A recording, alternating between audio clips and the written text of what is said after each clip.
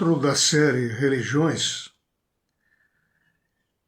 as grandes religiões monoteístas, vimos recentemente nos últimos capítulos o cristianismo. Vamos ver hoje a primeira parte sobre catolicismo, a maior vertente do cristianismo. As fontes são o Google, a Wikipédia. Reitero sempre, antes de mais nada, que meu objetivo é oferecer resumos de pesquisas sobre tais assuntos, favorecendo a quem não tenha tempo nem paciência para isso, mas queira saber um pouco mais sobre o que dizem os religiosos, sobre o que nos espera após a morte e também sobre curiosidades de cada religião que não são normalmente divulgadas. Quais são as regras do jogo para se alcançar libertação e felicidade, para se viver melhor no agora?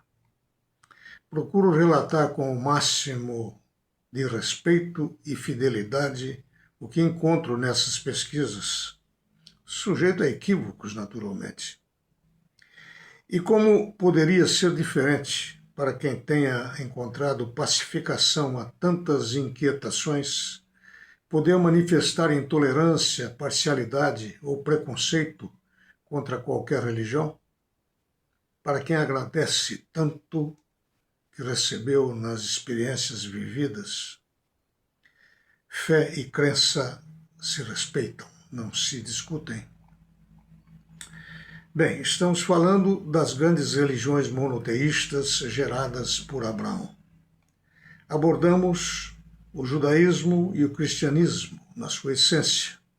Este, repito, a maior religião do planeta em número de adeptos que, de tão importante na história da humanidade, passou até mesmo a ditar a cronologia dos nossos tempos, antes e depois de Cristo.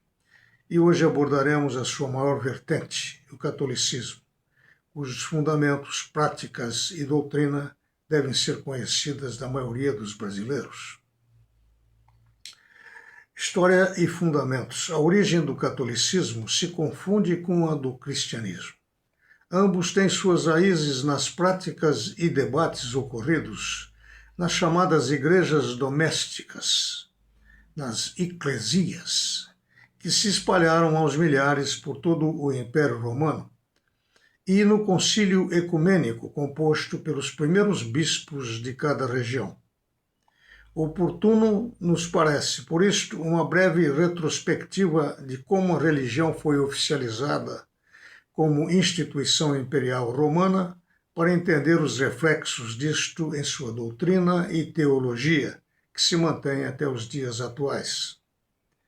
Pelo concílio de Niceia, o imperador Constantino Magno, em 325 d.C., concílio este organizado nos moldes do Senado romano, procurou alcançar um consenso na Igreja, que nesta altura se dividia em inúmeras correntes, todas advogando para si o papel de arautos da verdadeira mensagem de Jesus, que representasse toda a cristandade.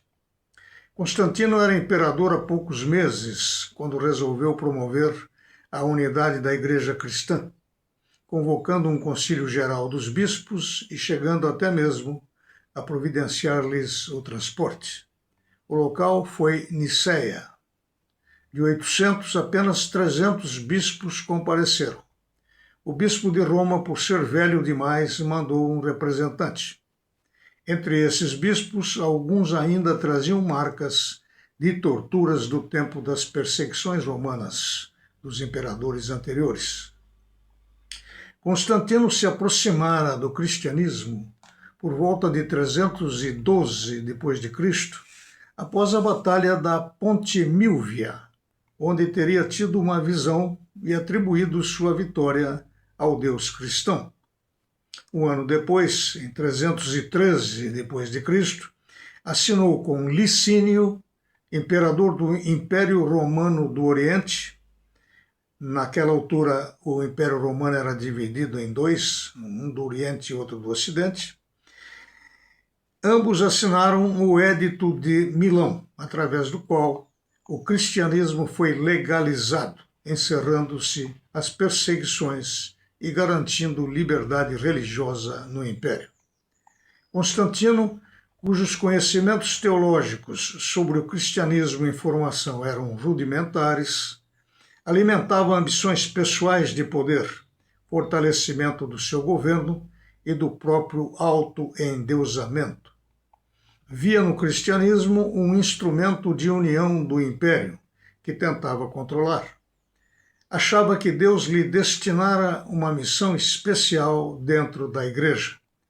Não compreendia a questão da célebre controvérsia ariana, iniciada pelo presbítero Ário, cristão de Alexandria, nascido provavelmente na Líbia ou no Líbano, e que dizia: se Jesus Cristo é filho, houve um tempo em que ele não existiu. Afirmava ele, negando com isso a Trindade e gerando grandes debates na igreja primitiva. Seu principal oponente era o patriarca Atanásio de Alexandria. A ideia de Ário era de que Deus Pai era único e eterno, enquanto Jesus, o Verbo, o Logos, foi criado por ele, Deus, sendo perfeito, mas não divino no mesmo sentido do Pai. E se tinha um começo, não podia ser eterno. Em Niceia, valendo-se da sua condição de imperador e moderador dos debates entre os bispos, arvorou-se Constantino em conhecedor da polêmica e censurou energicamente ambos os contendores da questão ariana, o principal óbice ao consenso, pela discussão que causava desunião e classificou-a como questão vã, revelando assim sua precariedade de conhecimento sobre questão crucial para a doutrina e teologia da Igreja. Depois de muitos debates entre os bispos, o problema foi resolvido com a edição do chamado Credo de Niceia, como ficou conhecido, que identifica o Filho de Deus com o Pai e não com a criação. Portanto, as ideias de Ário restaram vencidas. Apenas 2 bispos, além de Ário, recusaram-se a assinar esse credo, sendo banidos do império, enquanto os demais, seduzidos pela riqueza, luxo, segurança, liberdade de culto, continuaram a celebrar a sua união numa grande festa no Palácio Imperial, sob os auspícios do imperador. Conforme documentos históricos, esse credo foi redigido nestes termos: creio em um só Deus, o Padre Onipotente, Criador do céu e da terra, e de todas as coisas visíveis e invisíveis, e em um só Jesus Cristo, Senhor nosso, Filho de Deus unigênito e nascido do Pai, Deus de Deus, luz de luz, Deus verdadeiro de Deus verdadeiro, gerado, não feito da mesma substância como o Pai, e pelo qual foram feitas todas as coisas, que encarnou e foi feito homem. Esse credo, está evidente, afirma a divindade de Jesus e nega que ele faça parte da criação de Deus. Sendo gerado e não feito, está separado de nós, os seres criados. A Igreja Católica adotou integralmente esse credo, hoje chamado Credo Niceno-Constantinopolitano, a forma ampliada do Credo de Niceia original, e o mantém até hoje. Ela não o atualizou, no sentido de alterar seu conteúdo doutrinal, mas padronizou sua formulação litúrgica ao longo dos séculos e definiu interpretações oficiais. O Concílio de Constantinopla, que dá o nome atualmente ao credo, completou e ampliou esse credo, incluindo definições sobre o Espírito Santo. Constantino deu, assim, aos cristãos dinheiro, poder político e armas, com os quais muitas atrocidades foram praticadas pela Igreja mais tarde, infelizmente, na Idade Média, com as Cruzadas e a Inquisição. O cristianismo foi institucionalizado como religião oficial do Império Romano somente em 380 d.C. Constantino usou de um artifício para, a seu ver, garantir sua entrada no céu, como se Deus pudesse ser ludibriado. Adiou o seu batismo com medo da ira divina, porque sabia que cometeria pecados durante seu império de punhos de aço. Entre outras atrocidades, mandou matar seu filho Crispus, sua esposa Fausta, por suspeitos de conspiração, bem como o filósofo Sopater, seu conselheiro, devido a falsas acusações. Deixou-se batizar somente quando pressentiu sua morte iminente. Segundo a história, seu corpo foi colocado num caixão coberto de púrpura e ouro, num mausoléu na Igreja dos Santos Apóstolos que ele mesmo mandara construir, ladeado por 6 túmulos de cada lado, em homenagem aos apóstolos de Jesus, para com isto reforçar sua pretensiosa posição de 13º apóstolo. A manobra de Constantino, é claro, de somente ser batizado próximo ao final da sua vida, era de que, assim, os pecados cometidos, os erros, atrocidades, crimes cometidos antes, seriam todos perdoados. Assim menciona Elizabeth Clare Prophet em seu livro Reencarnação, o elo perdido do cristianismo, Nova Era, 1997, a deificação de Constantino, assim como a de Alexandre, foi mais baseada no poder terreno do que na transformação espiritual individual de cada um deles. Parece que Constantino concebia Deus como um imperador romano, quando alterou a teologia cristã, cunhou-a com o retrato de Deus, a imagem do homem.